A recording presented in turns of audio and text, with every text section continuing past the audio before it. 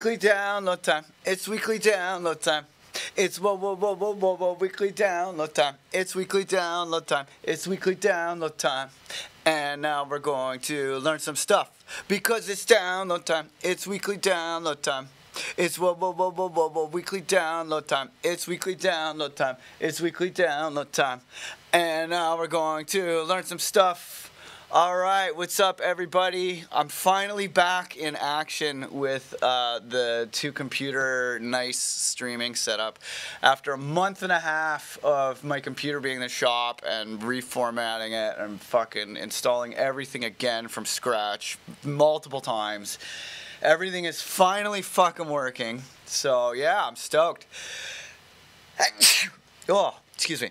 So I was going through the weekly downloads and I realized that this one was I just never did this one, which is crazy because it's a really fundamental technique that you'll see me doing all the time on the live stream. It's pretty easy. And yeah, hey, what up, Jake? But yeah, it's a pretty easy technique, and it's a really good way to add some like details and stuff to your parts. I think I've probably like touched on it before in other videos, but I think it's cool enough that it deserves its own video. All right, so I'm going to show you two really cool, simple ways to make granular synthesis into a usable thing for you. So let's just find a riff first. Okay, so I'm going to go into my user library, or actually let's go to the Gates samples and I'll go into riffs.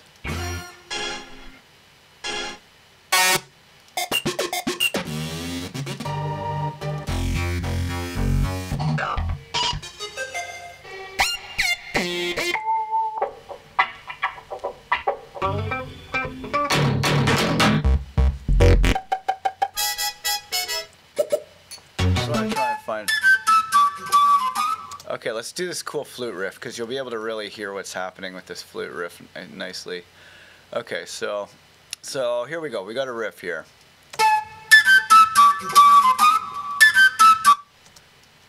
All right. Oh wait, it's kind of truncated a little bit.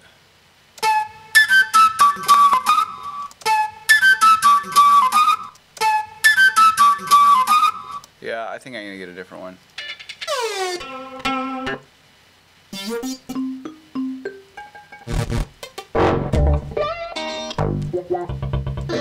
Actually, no, I'll just use this one.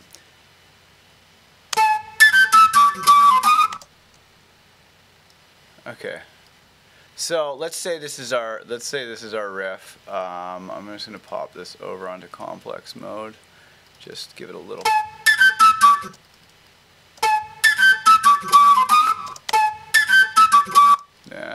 Maybe not. And boom.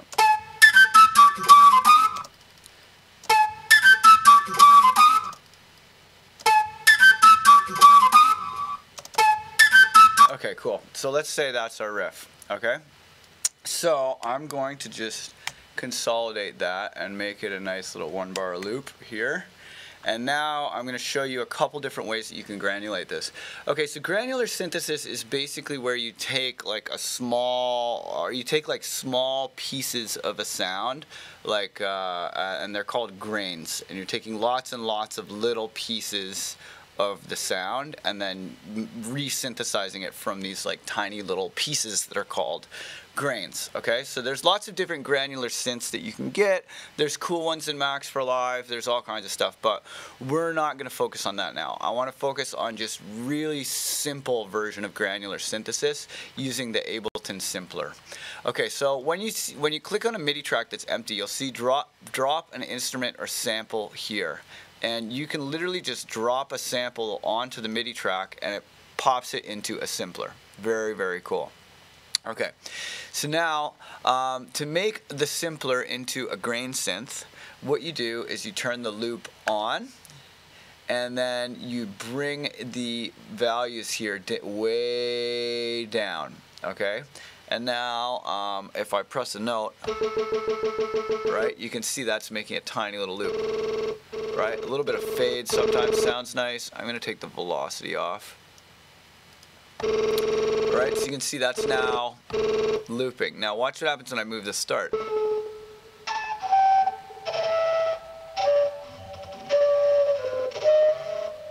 Right, so you can see that is basically playing the sample back either forwards or backwards by scrubbing the start position.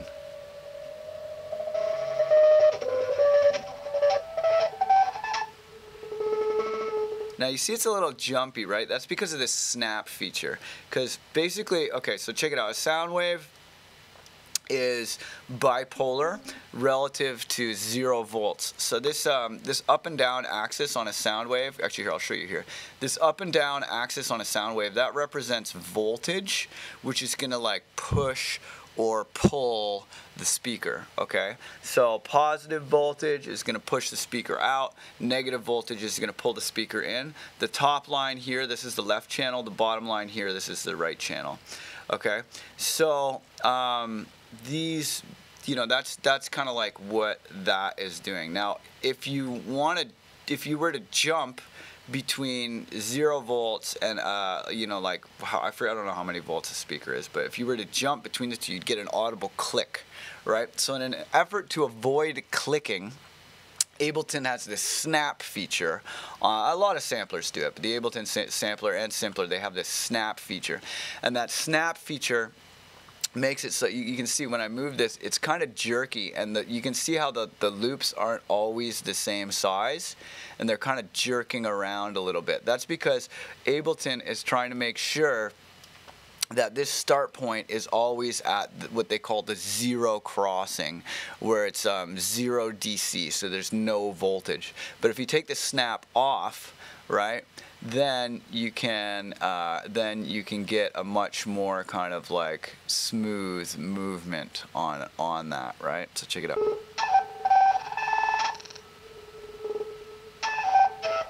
Right?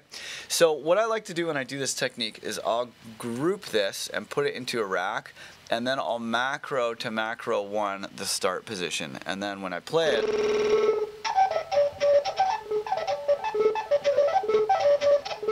right, then you can scrub like that. So now what I want to do is I want to go here and I want to make like a little granular thing here. So I'm going to put a MIDI clip and put a note at C3, and then I'm going to turn this sample start all the way up, and I'll zoom out so you can see what's happening. The sample starts now all the way up, and then if I right click and go show modulation, that means that inside of the clip here I can make a little piece of modulation that is going to scrub it backwards to 50%, and watch what happens. So you see how that's like pulling back into the sample. Now if I move these little points, it's going to change where in the sample that little loop is playing.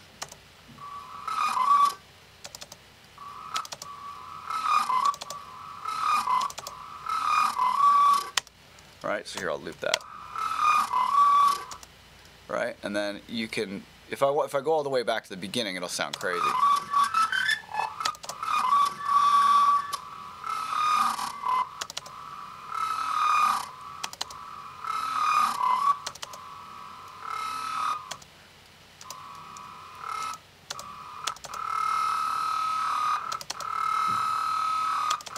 Right, you can make these stretchy things. Right, and then that stretchy piece of the sample,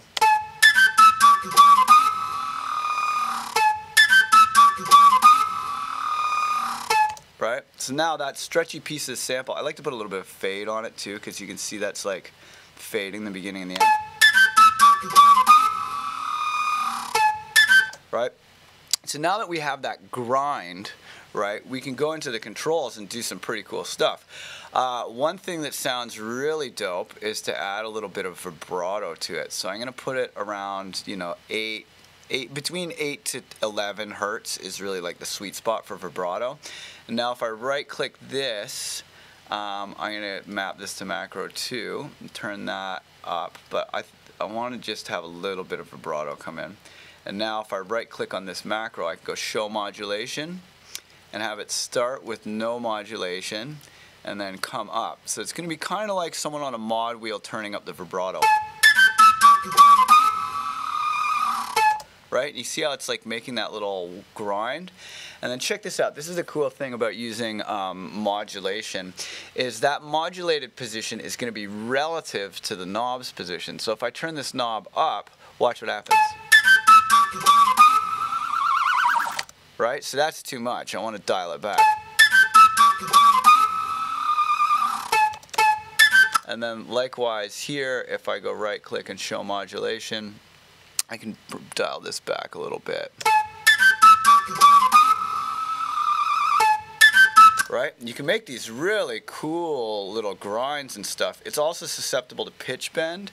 So you could, you know, if you wanted to make a stop, you could either use the pitch bend, but I like to use the transpose, because you'll notice when you're editing the pitch bend that a lot of the time the you know, if the pitch bend goes down and then it doesn't come back up, the pitch bender will be stuck down, and then when you play another clip that has no pitch bending, it'll be playing at the wrong pitch, because that's just a quirk of how pitch bend automation works. It's really fucking annoying.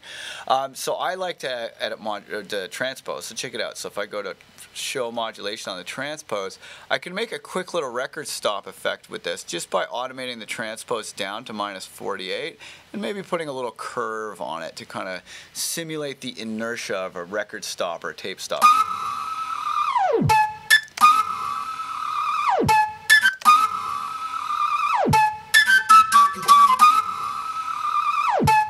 Really cool. You'll notice here that the reason why this is quiet is that the volume defaults to -12. I'm going to put that to -6.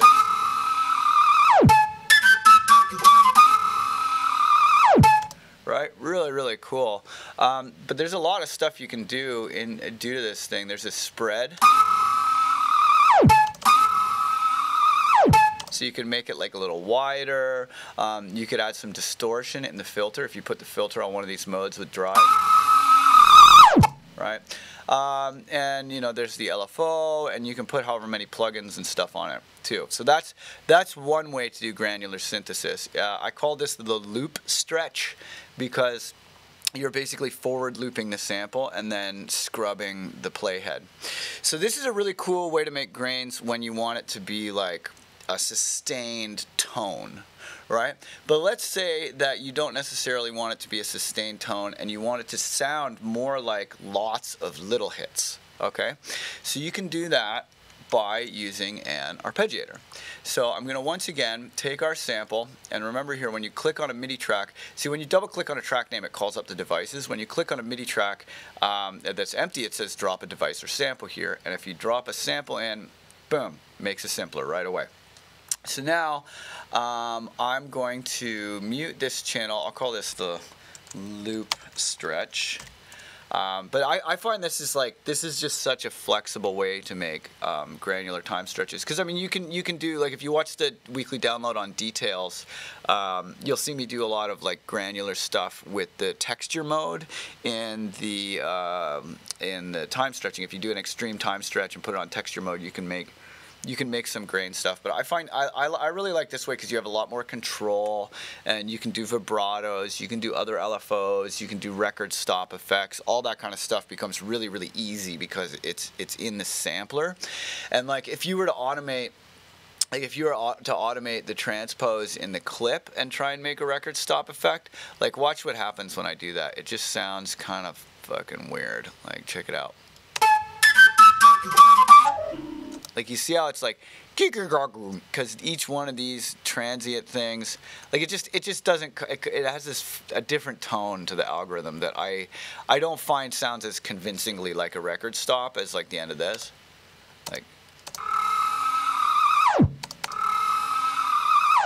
so a lot of the time you'll hear in my tracks too, there'll be like one note that has vibrato or whatever. That's often how I do it is, you know, I'll have a riff and then like one of the notes will have one of these grain stretches with a vibrato and then I'll come back. All right, so I'm going to show you the other way now. So this is the arpeggiator way, and this is also quite cool. So I'm just going to make a MIDI clip with a C3 there, and I'm going to mute the other one, okay? And what this is going to do, like with just a C3, it's just going to play the sample back right now to start, right? So that's not what I necessarily want. So what I want to do is I want to take the sustain note and turn it into lots of notes. So excuse me, I'm going to use this arpeggiator here, and I'm going to take it off of sync. And what happens when you take it off of sync? Well, you get like a grind, kind of like a beat repeat. Right? So you can see what's happening is it's re-triggering that note again and again and again. All right? But if we group this again and map the sample start to macro 1, right? Now watch what happens. If I show modulation, this is the exact same technique that I did before, where you're using the sample start to scrub inside of the sample. If I do this and then have it scrub from like there to maybe about 50,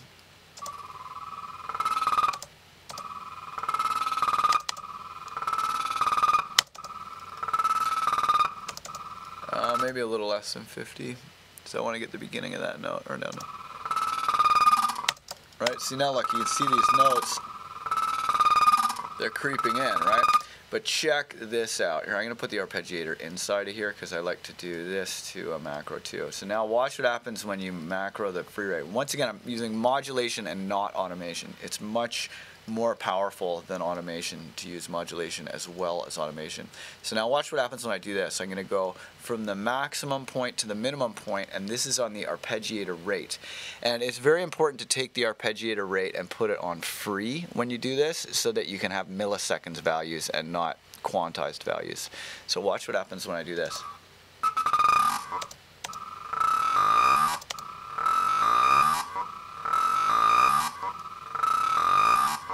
Right? You can also change the gate length and make them even more pointy.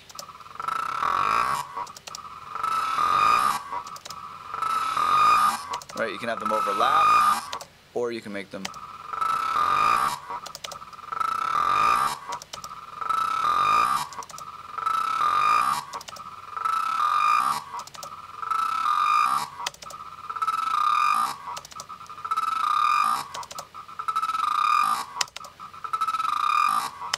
And this sample start, I don't like this tail, so I'm going to back this off a little.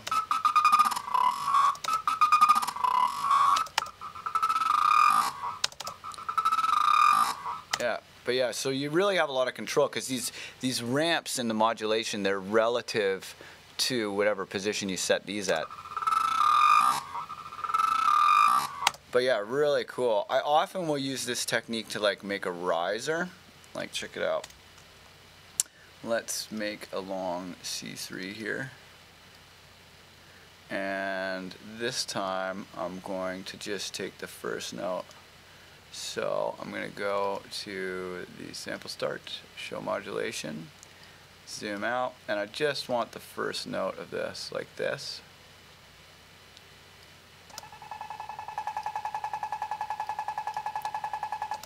And then I'm going to do that. Oh yeah, I gotta take it off of snap. Okay, and then I'm gonna go show modulation, and I'm gonna do maximum to minimum, and watch, it'll turn it into kind of a tone.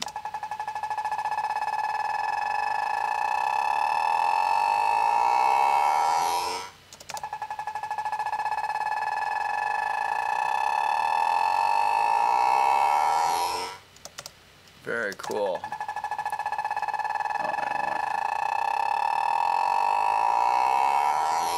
And when you sometimes, like let's say here, I'll go show modulation. Let's say I make it real short.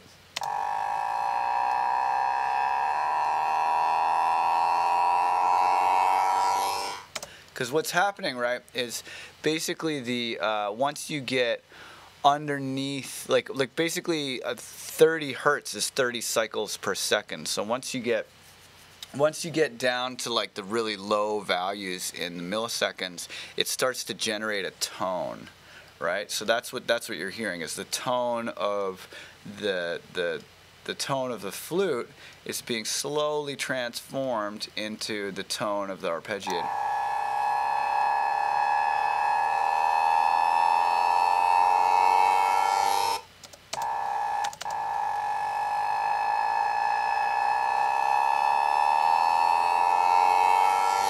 And you can kind of use those two in combination, like especially if you start modulating the transpose. I'm going to go to show modulation here.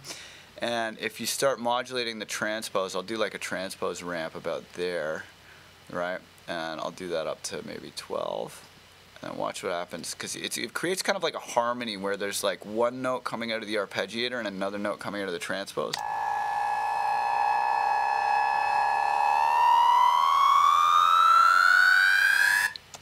Right, really cool. So, yeah, so in context.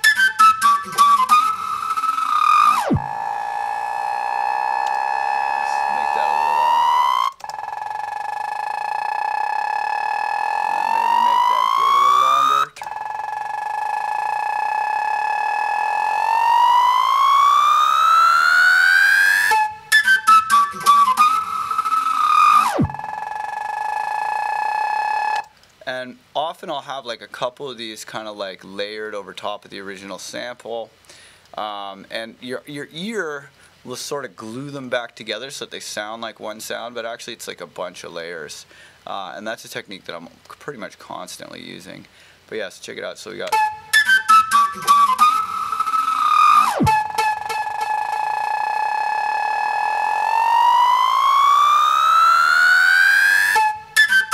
so it's really easy to make these sorts of details. So you got the loop stretch and then the arp grind, and those are two real easy techniques that you can use to add details. And if you start listening for it in my tracks, you'll hear that I'm pretty much constantly using these techniques. All right, cool. So I'm just gonna sweep the comments here. Yep. Okay, cool. Not really any questions or anything. Yeah. Okay, cool.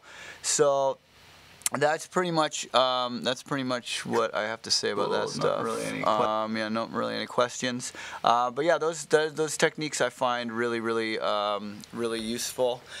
And yeah, if you want access to all the weekly downloads, they are all at theweeklydownload.com. It's just $5, gets you the whole archive. This is number 84, so there's really a lot of good stuff in there for $5 a week. $20 you get all 84. So even if you just sign up for a month and decide you don't like it, I will refund you. I'm that confident that you will get some mileage out of the weekly download. But yeah, big up to everyone who supports me. Big up all of the class of 808 members, and everyone who supports me at Producer Dojo and at Patreon. You guys rock. Thanks so much for watching, and yeah, that's the weekly download. Peace.